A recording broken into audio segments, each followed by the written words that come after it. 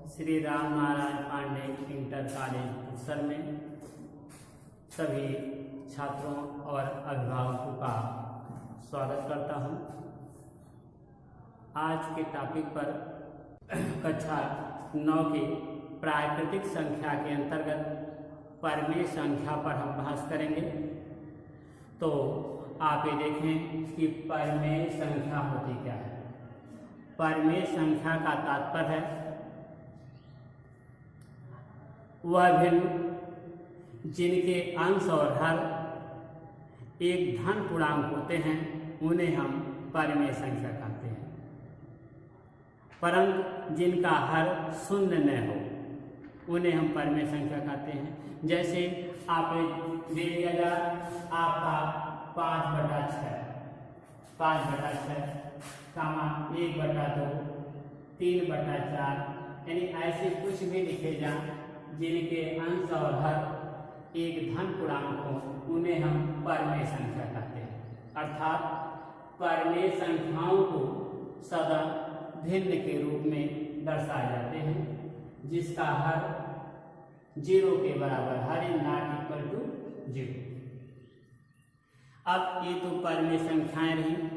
अब परिमेय संख्याओं को जो है ये 2-3 संख्याएं दी जाए उनके बीच का परिमेय संख्या निकालना हो तो ऐसी हालत में ये कोई भी संख्या जो दी हुई है उनके बीच की 2, 3 या जो भी यह पूछता है परिमेय संख्या निकालना हो तो उन दोनों परिमेय संख्याओं को आप जोड़ करके उनमें 1/2 का गुणा करते हैं। जैसे आप ध्यान दें, हम आपको प्रश्न के रूप में दर्शाते हैं कि मान लिया प्रश्न के रूप में दे दिया, कहा कि आपको क्वेश्चन नंबर के रूप में फर्स्ट में 1/2 तथा 3/5 के बीच 2 परिमेय संख्या बताओ 1/2 तथा 1/3 के बीच 1/2 तथा 3/5 के बीच 2 परिमेय संख्या बताओ। तो ऐसी हालत में मैंने आपको बताया, अब सॉल्यूशन में देखें, हमने आपको अभी भी बताया कि यदि कोई भी संख्या दी हो उनके मध्य जितनी भी परिमेय संख्याएं यदि आपको ज्ञात करना है तो उन दोनों परिमेय संख्याओं को आप ऐड करके उसमें 1/2 का गुणा कर दें। तो सपोज आप ये देखें कि लिखा हुआ 1/2 तथा 3/5 के बीच 2 परिमेय संख्या बताओ। अब आप पहली परिमेय संख्या सॉल्यूशन में आप लिखे कैसे करेंगे। पहली परिमेय संख्या, पहली परिमेय संख्या ज्ञात करना है तो पहली परिमेय संख्या ज्ञात करने में 1/2 ब्रैकेट में यहाँ बीच में गुणे का चिन्ह छुपा हुआ है 1/2 धन 3/5, 1/2 क्वेश्चन में आप इसका लय से देखिए आपका हो गया 10 हो गया। अब 10 में 2 से भाग देंगे, 2 × 5 = 10, 5 हो गया धन। आप 5 से 10 में भाग देंगे, 5 × 10 2 हुआ, 2 × 3 = 6। आप इन्हें ऐड कर लें 1/2 ब्रैकेट में 6 × 5 = 11/10। इनका मल्टीप्लाई कर दें गुणा तो अंश का गुणा अंश में और हर का गुणा हर में होता है, अर्थात आपको हो गया 11/20। ये पहली परिमेय संख्या ज्ञात हो गई। अब इसके बाद नेक्स्ट परिमेय संख्या आपको ज्ञात करना है, अगली परिमेय संख्या ज्ञात करना है। तो अब ये इसके मध्य आ गया दोनों को, आप इसको और इसको ले सकते हैं अथवा आप 3/5 और 11/20 को ले सकते हैं, चाहे जिसको आप ले सकते हैं। तो पुनः दूसरे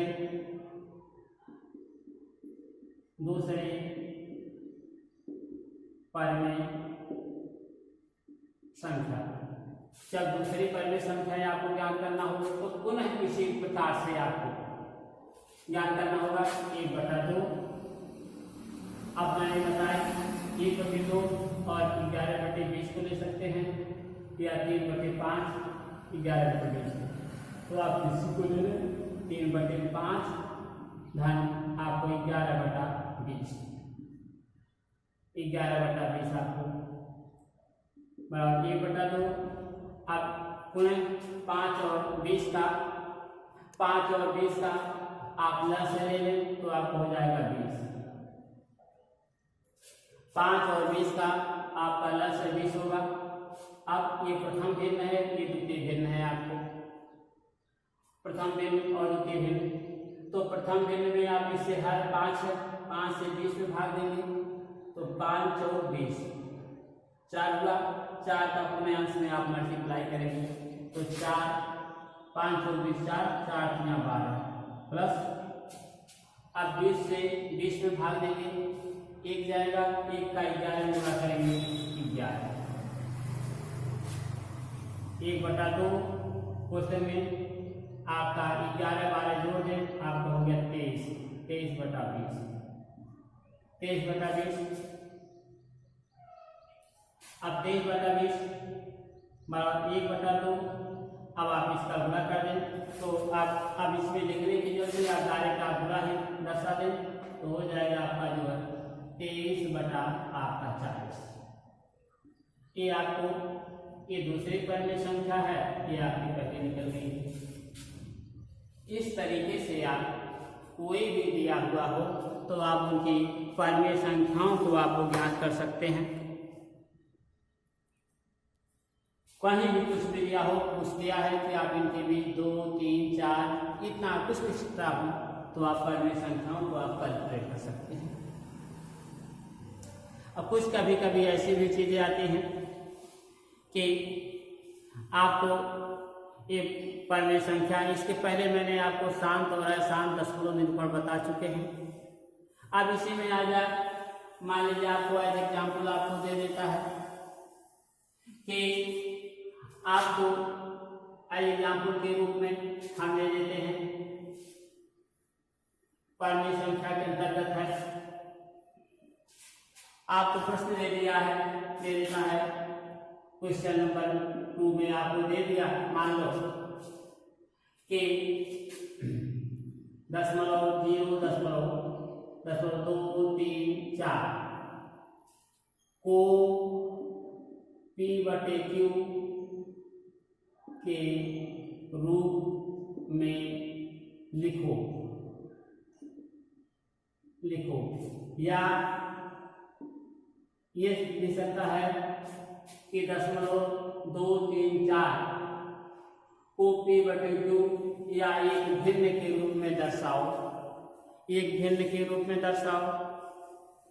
यहाँ अंडरलाइन जैसे क्या रहेगा, अंडरलाइन। तो अब इसका तात्पर्य है, मैंने इसके पहले आपको भी बताया था, पुनः मैं बता दे रहा हूँ उसे दोबारा, कि परिमेय संख्याओं में बताया गया इसमें जो है आने वाली दशमलव के बाद की संख्याएं आवर्ती होती हैं। इसमें परिमेय संख्याओं में ये ट्रिक का मतलब हो गया, ये जो बार लगा हुआ है संख्या के ऊपर, इसका तात्पर्य है कि ये संख्याएं बार बार आ रही हैं। इसके पहले था कि कुछ ऐसी चीजें थी जो आपके कोर्स से इस समय निकल गया है, जिसे हम इंटीजर्स के रूप में कहते थे, पूर्णांश और अपूर्णांश। जो संख्याएं दशमलव के पहले होती थी उन्हें हम पूर्णांक या पूर्णांश कहते थे, और दशमलव के बाद वाली संख्या को अपूर्णांक अथवा अपूर्णांश कहते हैं। तो अब ये दशमलव के पहले शून्य है, यह पूर्णांक है, यह अपूर्णांक है। अर्थात अब इनको जो है, ये बार का मतलब आवर्त संख्या है। आवर्त संख्या का तात्पर्य है कि यह संख्याएं जो है बार बार आ रही हैं। इसे हम ऐसे भी लिख सकते हैं 0.234 अर्थात इनके आने का क्रम जो है सेम ऐसे आ रहा है। तो अब इन्हें जो है दिया गया कि 0.234 को P/Q के रूप में लिखो, अर्थात भिन्न के रूप में आप दर्शाएं। तो आप सॉल्यूशन में देखें, सॉल्यूशन में ये जैसे आ जाते हैं तो आप इन्हें मान लेंगे, माना x इक्वल टू आपका 0.234, इन्हें आने के क्रम में समीकरण नंबर आप इसे 1 मान लिया आपने। अब इसमें देखिए कि आपका यहाँ दशमलव के बाद ये जो 3 अंक हैं, इसको 3 अंक के आने का आपका जो बार-बार आवर्त संख्या है 3 आ रही है। तो अब इस समीकरण को प्राप्त हुआ है, ये आपको इसमें दशमलव बाद 3 अंक है, अर्थात इकाई, दहाई, सैकड़ा, हजार, यानी आप इस समीकरण में 1000 का गुणा करेंगे। ये 1000 का आप गुणा दर्शाएंगे तो आप लिखेंगे कि x बराबर आपने मान लिया 0.234, ये आवर्त रूप में है। अब यहाँ लिखेंगे समीकरण 1 में 1000 से दोनों पक्षों में गुणा करने पर, दोनों पक्षों में गुणा करने पर, अब समीकरण 1 में 1000 से दोनों पक्षों में गुणा करेंगे तो देखिए जब दोनों पक्षों में आप गुणा करेंगे तो आपका 1000x बराबर, अब 1000 से जब गुणा करेंगे ये दशमलव के बाद 3 अंक है, ये 3 आपके जो 3 दशमलव समाप्त हो जाएगा, अर्थात हो जाएगा आपका 2 3 4, ये आपका आ जाएंगे 2 3 4 आ जाएगा, दशमलव यहाँ समाप्त हो जाएगा, आपको 2 3 4 हो जाएंगे। इसके बाद ये दशमलव लगा करके फिर ये पूर्णांक आपको आता जाएगा, दशमलव डाटा आपका जो है दशमलव से आ जाएगा। अब इसका तात्पर्य दशमलव के बाद हो गए, ये संख्या आपका दशमलव के बाद 3 अंक 1000 का गुणा किया गया, ये आता जाएगा। इसी समीकरण नंबर आप दे देंगे 2। अब इन्हें पूर्णांक के रूप में दर्शाना है तो आप अब समीकरण 2 में से समीकरण 1 को आप घटा देंगे। यहाँ हम थोड़ा सा आपको दशमलव दे देते हैं, 0.234 ये डाटा आते हैं 2 3 4, तो पूर्णांक में से पूर्णांक होता है तो सकल घटाने में प्रक्रिया में ध्यान देंगे कि पूर्णांक में से पूर्णांक को घटाते हैं और अपूर्णांक में से अपूर्णांक को घटाते हैं। तो आप घटाएंगे जब यहाँ लिखा समीकरण 1 से समीकरण 2 आ गया आपका। अब आप लिखेंगे यहाँ समीकरण 2 में से समीकरण 1 को घटाने पर, समीकरण 2 में से समीकरण 1 को घटाने पर, तो आप घटाने की प्रक्रिया में आप इन्हें ऊपर नीचे भी लिख करके घटा सकते हैं और वैसे भी घटा सकते हैं। तो देखिए हम घटा देते हैं ऊपर नीचे लिख करके, 1000x बराबर 2 3 4 दशमलव 2 3 4, ये समीकरण 2 है। समीकरण 1 है x बराबर 0.234। अब आप घटाएंगे, यहाँ घटाने के लिए में माइनस माइनस, अब आपका ये आ गया 999x बराबर 2 3 4, 2 3 4 हो गया, इसलिए x बराबर हो गया आपका, x बराबर आपका 2 3 4 बटा 999, अर्थात इसका आपको जो एक भिन्न प्राप्त हुआ P/Q के रूप में 234 बटा 999 हुआ। ये एक अंकों 3 अंकों का था तब 1000 का आपने उत्तर दर्शाया। यदि 2 अंकों का आवर्त हो तो ये 100 से गुणा करेंगे, यदि 1 अंक का आवर्त हो तो आप उसमें 10 का गुणा दर्शाएंगे।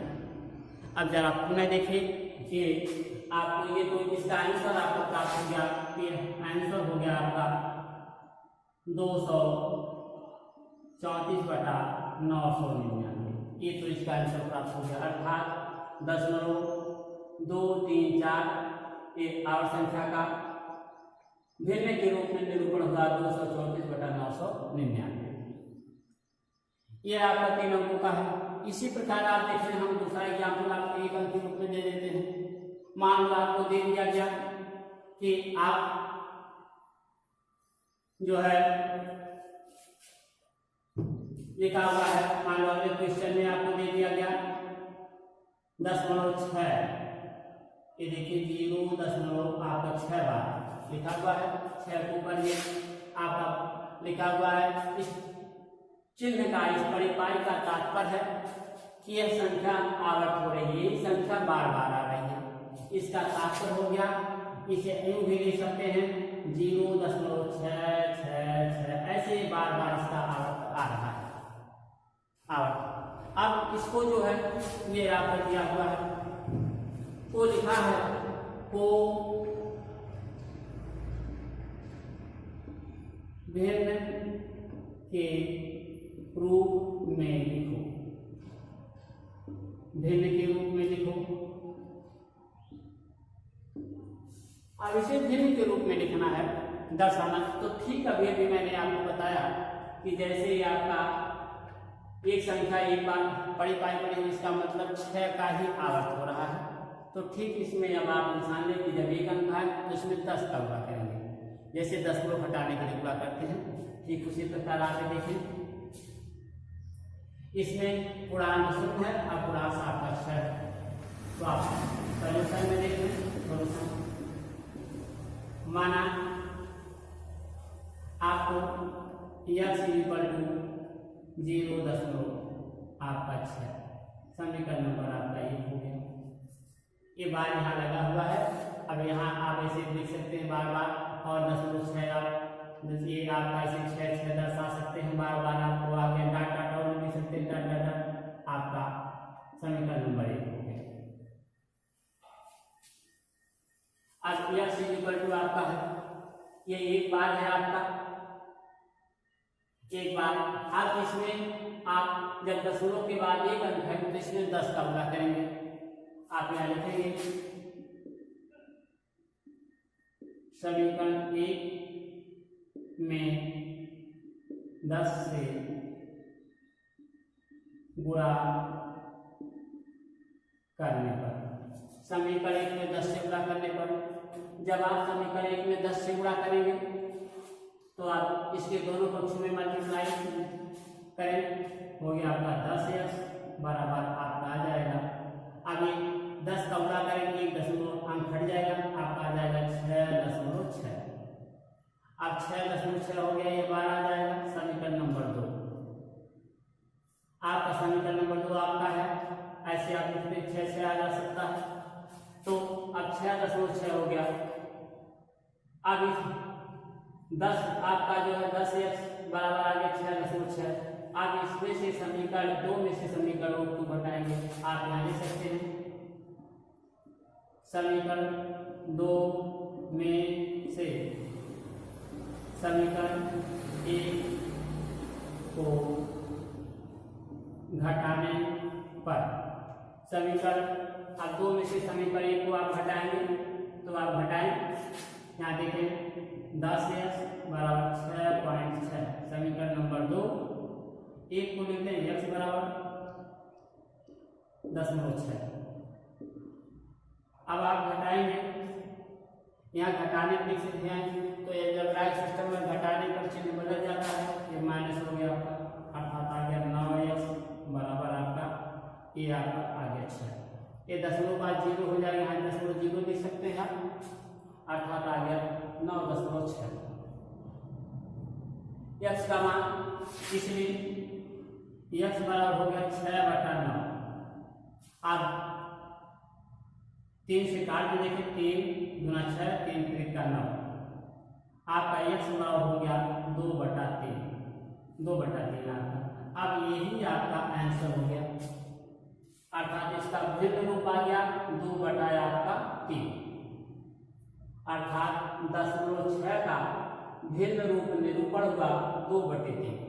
तो आप ये ध्यान दें कि ये दशमलव के बाद एक अंकों का आवर्त आता है तो उसमें 10 का गुणा होगा, 2 अंकों का आता है आवर्त संख्या बार बार तो 100 का, और ये 3 अंकों का आता है 1000 का गुणा करते हैं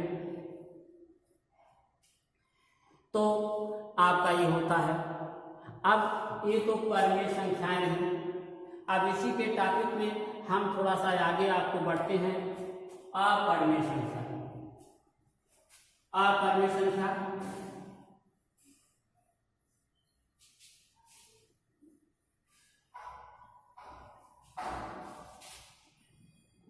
अब आप देखें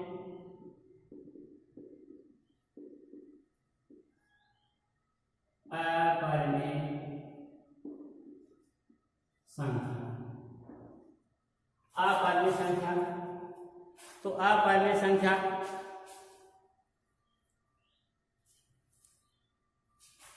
अपरमेय संख्या, अपरमेय संख्याओं में वह संख्या,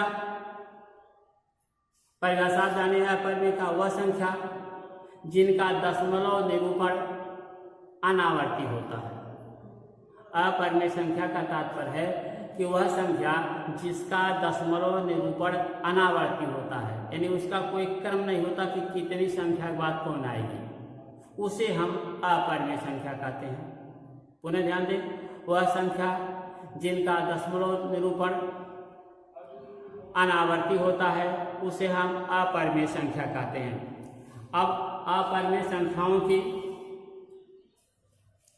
विशेषता भी होती है कि अपरमेय संख्याओं का योगफल भी अपरमेय होता है और अपरमेय संख्याएं पूर्ण वर्ग नहीं होती हैं। जैसे आपको अपरमेय संख्या अनावर्ती मैंने बताया कि संख्याएं आपको होती हैं, जैसे आपको दे दिया गया जैसे 0.1201, फिर 12001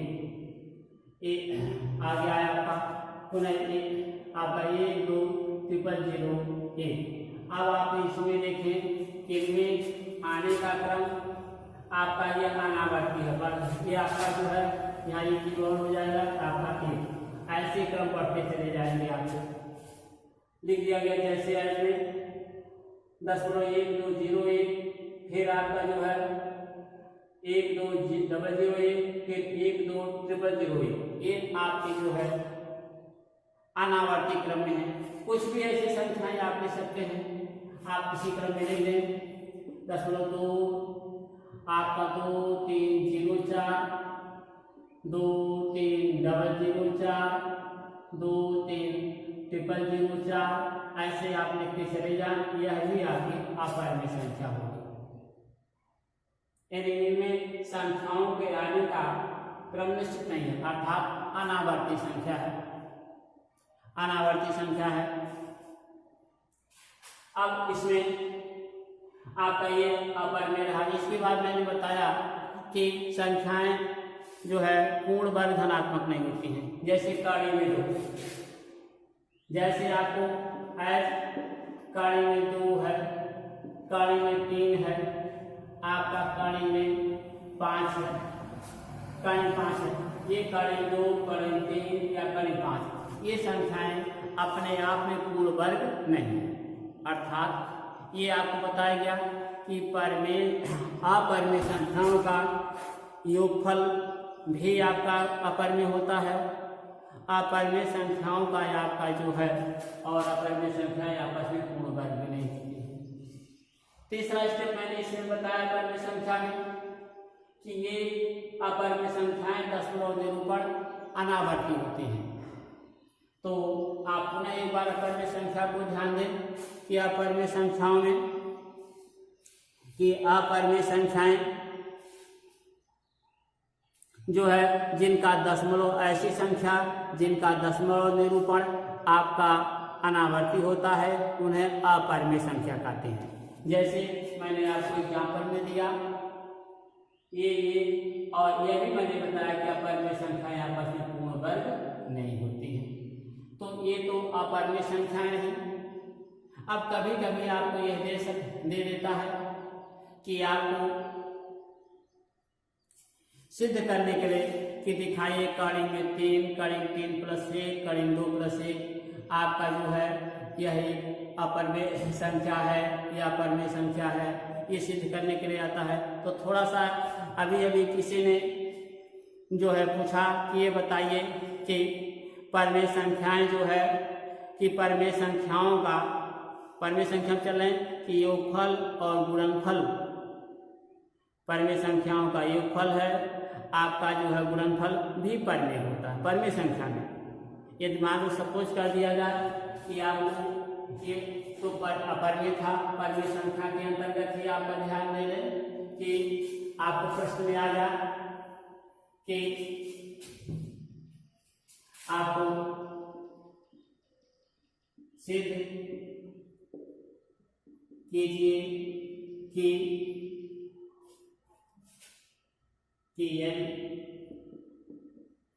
A तथा B, सिद्ध कीजिए A तथा B परमेय संख्या है। तो A + B या तथा A × B भी परमेय संख्या होगी। ऐसे दे दिया जाए, आपको प्रश्न में आ जाए कि ये A और B परमेय संख्या है, तो सिद्ध कीजिए A + B या A × B भी परमेय होगी। तो ऐसे हालत में मैंने आपको ये बताया कि परमेय संख्याओं का योगफल, परमेय संख्याओं का या आपका गुणनफल, आपका परमेय संख्याओं का भागफल भी परमेय होता है। आप ध्यान दें सॉल्यूशन में, मान लो माना आपको A = मान लिया गया आपका 3/4, गामा B = मान लिया गया 2/5। ये आपको ये दोनों परमेय संख्याएं हैं। तो आपका A/2, आपका A का मान B का मान दिया गया। आप इन्हें सिद्ध कर दीजिए, इसलिए A + B का मान ऐड कर दें 2, A + B 3/4 धन 2/5, इनका प्लस उठा लें 4×5 = 20, 4×5 हो गया आपका,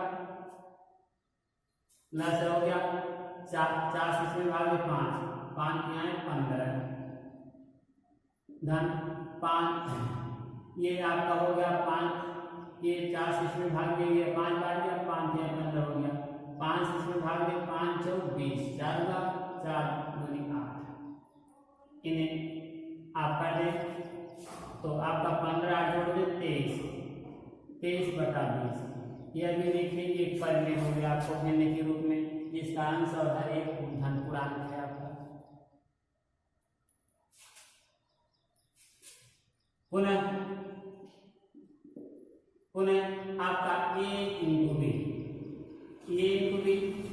आपका 3/4 इंटू आपका या गुणे के निशान 2/5, गुणा कर दे 3 दूनी 6 बटे आपका हो गया आपका 5 × 20।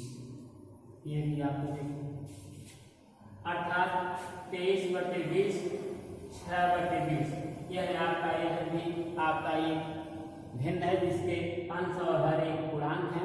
इस प्रकार यह भी आपको एक भिन्न आपका जो है परमेय संख्या है, यह भी आपकी एक परमेय संख्या होगी, परमेय संख्या है।